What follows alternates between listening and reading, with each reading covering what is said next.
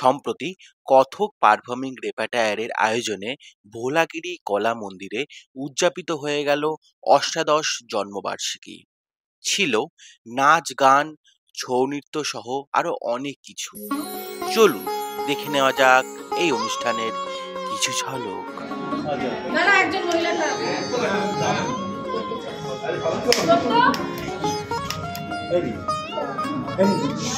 একটু হাততালি দাও।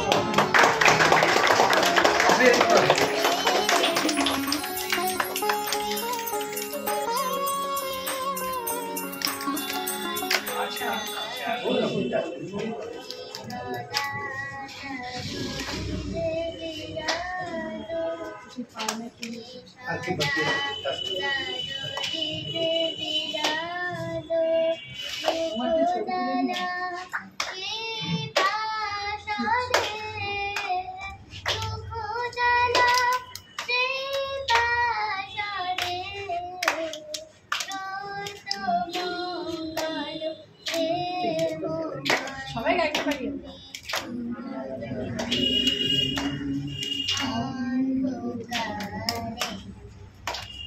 আপনাদের সবাইকে আমার যথাযথ সম্মান জানিয়ে আপনাদের কাছে অনুমতি চাইছি।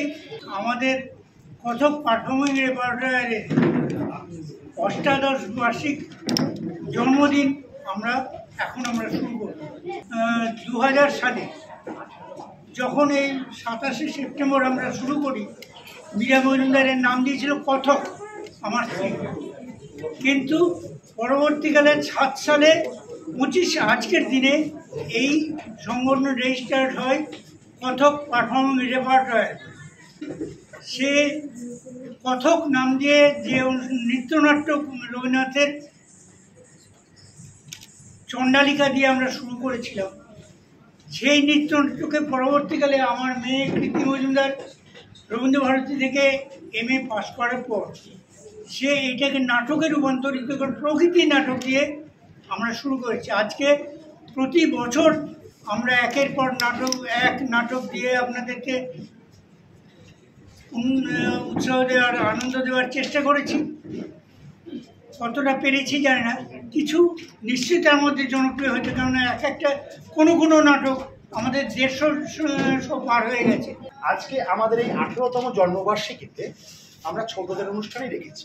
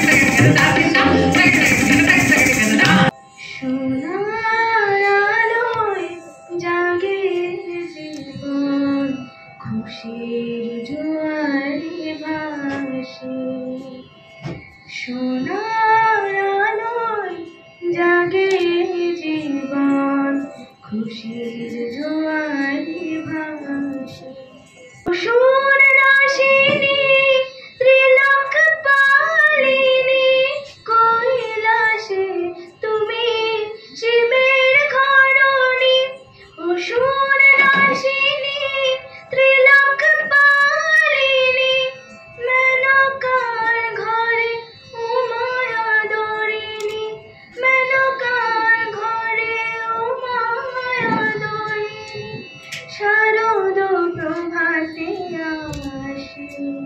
সেই দিনের ওই শুরুটাই ঠিক ছিল। যদি ওই শুরুটা চারিদিকে ছড়িয়ে দেওয়া যেত, মাঝখানে একটু ফেটে গিয়েছিলাম, কলকাতায় শো করা, বিভিন্ন দেশের প্রান্তে প্রান্তে শো করা, এগুলো নিয়ে, সেজন্য আর ওই পথে যাব না। আজ থেকে একবার নতুনভাবে অন্যভাবে শুরু করেছি। আর খুব কিরমভাবে জানি মনের মিল ঘটে যাচ্ছে পিছির মিছিলের সঙ্গে, ওরাও ঠিক ওইভাবেই ভাবছে। থিয়েটার মানুষের চরমতম যে স্মৃতি, নির্জনতম জায়গায় দাঁড়িয়ে নিজের সঙ্গে তার মোকাবিলা করতে গিয়ে যে স্মৃতি তৈরি হয়, সেই স্মৃতি সেটা স্টোর করে যায়, যেমন করে আমাদের ডিএনএ সেটাকে রাখলে কি হবে? আমাদের তো মনের অনেকগুলো স্তর। আমাদের বাপ মা একটা নাম দেয়, সেই নামটাই কি আমার পরিচয় নাকি? লক্ষ্যটা পরিচয় আছে। কি করে আমরা সেগুলোর সঙ্গে মোকাবিলা করব প্রত্যেকে জানে, কিন্তু ভুলে যায়। এই বিস্মরণ থেকে উঠে আসা, সেইটাই থিয়েটারের প্রসেস। তোমরা বড় হয়ে দেখবে তারা কি করেছিলেন, মিউজিকে কি বড় বড় সমস্ত কাজ হয়েছে। সবাই কিন্তু ওই এক আর্টের কাজই হচ্ছে এই যা দুকাল করে জড়িয়ে যায়। একা মানুষ তার কিছু করে উঠতে পারে না। দিন নানান ভাবে যুক্ত থেকেছি, নানান সময় পরামর্শ, রাগ, অভিমান, প্রশ্রয়, পেছনে চুকলি কাটা, এই সব যেমন হয়েছে নিজেকে পরিষ্কার করে দেওয়াই ভালো। তো কিন্তু শেষ তক এই চর্চার ভেতরে থাকতে থাকতে এই চর্চা আমাকে কিছু কিছু বুঝিয়েছে। আমার কাউকে নিয়ে যাচ্ছে।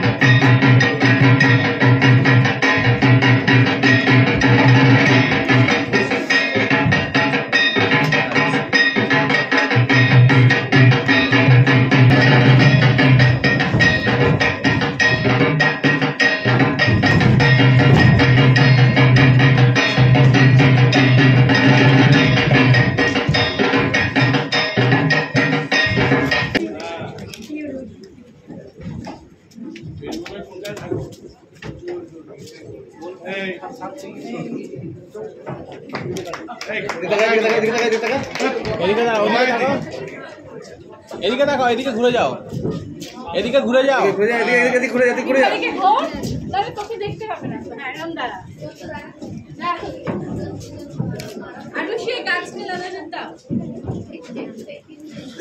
এদিকে দেখা একটু, এই ধরো একটু ধরো।